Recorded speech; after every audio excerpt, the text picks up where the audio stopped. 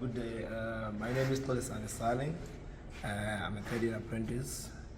I did my training at Nissan Group 1 in Uitenhage. That's where I did a lot of activities such as servicing vehicles, changing of wheel bearings, and this trade is quite a diverse kind of trade. We use a lot of different machines in this trade. For example, my friend there over there is busy doing a diagnostic for this car, so that you can actually see what to do on a service. He'll be able to tell you more about that kind of machine. Okay, now hello everyone. My name is Logan September. I'm also a third-year apprentice.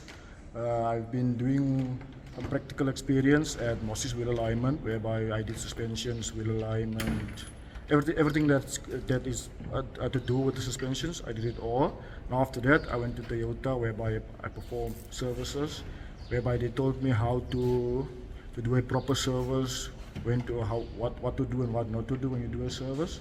And now I'm back at the college, waiting 2 months left of my trade test.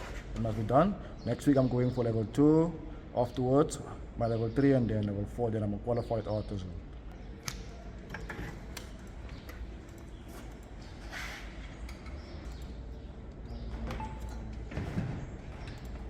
Okay guys, when you're a motor mechanic, you learn a lot of other trades as well, like welding, for example. You learn also how to use your hands by basic hand skills. So it's not only about the car itself, and we all know technology is improving daily.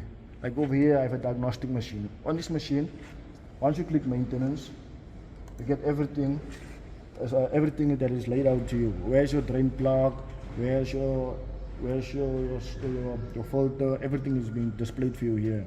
Whenever you have a problem with the car, you just go onto this machine, you put in the VIN number, which is the vehicle identification number, and then automatically it will show you where's the problem and your sensors, what could be wrong with your timing, whatever you want to be solved.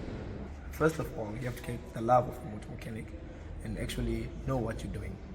And you get excited by little stuff, getting the car to be fixed, getting the car to drive. That's the drive that gives a lot of people what it takes to become a mechanic. Becoming a motor mechanic means that I will never go home hungry. It's because I'm skilled, and being skilled which is when there's no work, I can perform my own jobs, do it at home, be it at the companies. So it's a very industry that is much more sustainable. So you can sustain your family and going home fed each and every day.